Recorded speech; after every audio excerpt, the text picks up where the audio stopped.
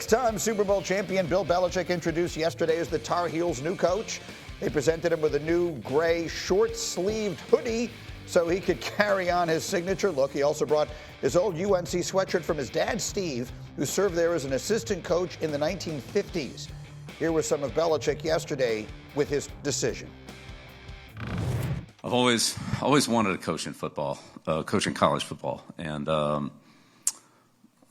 it just never really worked out. Had some good years in the NFL, so that was okay. But this is really kind of a dream come true.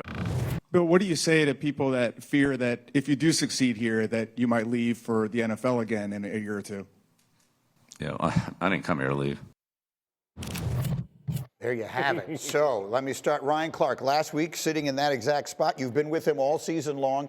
You sort of delivered an impassioned speech about how much you've learned from him and how you would hire him immediately. What is your perspective today? I shouldn't have delivered the damn speech, Greeny. You shouldn't. I shouldn't have. You know where he did go to leave? Inside the NFL. That's what he would. Listen, I think it's awesome that Bill gets an opportunity to coach football again. You could tell that it's what he wants to do. It's what he did every morning in every single meeting we were in. And he said, I had a good run, and I always wanted to coach in college. Yeah, coach, when you're winning 8 Super Bowls, 2 as an assistant and 6 as a head coach, you had a great run. The thing for me is this, and this is totally off the subject of how great he'll be at North Carolina. I was with him the entire day, Greeny. We started the meeting at 9 o'clock, and he went on an epic Bill Belichick media rant. And then throughout the entire day, I just took shots at him. I even positioned myself to be his Mike Lombardi. Yeah. And he never once said, I can't take you with me, RC, because I'm bringing Mike Lombardi. And we leave, and we have this wonderful day where he's like just giving flowers, man, and like making his amends and talking to everybody. And then he just walks away and disappears like a ghost. So what I'm going to say about Bill Belichick is anything you ever do with him, he ain't telling nobody. But the other piece of this is I loved what he said. I think it was Pat McAfee on Monday. And he kind of gave you the outline of what he's going to be at North Carolina, the type of program builder he would be, the type of builder of men he will be. And I think anybody who gets an opportunity to play for him, they're going to be better for it. So we have a lot of perspective here, again, including from Mike Tannenbaum, who, as I've pointed out many times, has sauna'd with Bill on multiple occasions. So we'll see if he puts in a schwitz for you down there in Chapel Hill. But the college part of it is one thing. It's a big part of the story. It could represent sort of the beginning of a paradigm shift in college football, the professionalization of it. We may look back on this and say, this was when everything really changed. He may have enormous success down there. I hope that he does. To me, the biggest story of this is the fact that the National Football League recycles failed head coaches all the time. All the time. It is the number of coaches who fail and then get second opportunities in the NFL is astonishing to me. And the fact that no one decided that their best option was to hire Bill Belichick to coach their NFL team is astonishing to me. And what it represents is people who are more interested in losing their way than winning his way. There are people who are just clinging to the power that they possess within their organizations and are worried about losing it because you bring in Bill, who you know wants to run things his way. I think he intimidates people. The reality is his way works. It has worked. I know things didn't go great at the end. If you still add up his record right now, I think he'd have to have something like 8 consecutive winless seasons to become a 500 coach. No one has ever coached in the modern era the game of football better than Bill Belichick did. And Mike, the fact that that 31 teams in the National Football League decided they had a better option than this astonishes me. Yeah, no, it's totally fair. And I think a little bit to RC's point, which was he's been put on this plan to coach, and he didn't want to wait. You know, you look at his actions. He didn't want to wait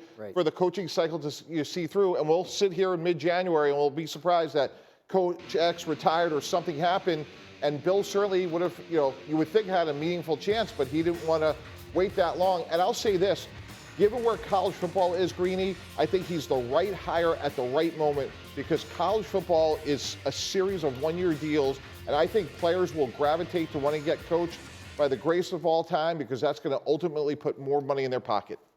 I think it's interesting that what happened with the NFL, right? Like not one team was interested last year, they didn't hire him. And he reached the conclusion that he might strike out again this year. Right. Yeah. Why? Like, why do coaches get recycled in the NFL? A lot of times it's because they built a network I don't think he has. You know what I mean? He is the network. Right, but that's the thing. Like I don't have a personal relationship with him, right? I don't. You guys. So like I'm not trying to be sort of negative or insulting about the man. Am I gonna lose? So I think there are reasons to your initial question. Why do coaches get recycled and this one didn't? He's going to be 73, and I do think there are people around the league that have some strong negative feelings toward him. I mean, ageism exists, right? And you talk about, how it ended matters, right? We talk about recycling and getting new, fresh blood because you're concerned with how your program is going to be for the next 15 years, not the next 5. And listen, Bill Belichick is a great coach, and I feel like I'm happy for him. He gets an opportunity to go with his coaching bucket list. But I do have to look at the contract and see that it is an out in it in the first year. So I think you can have both. I mean, I feel like he can go there, set his son up, which I think is important to him. And I think that he also can have an opportunity to come back and catch Don Shula. But, you got Bill Walsh, right? We got Mike Holmgren.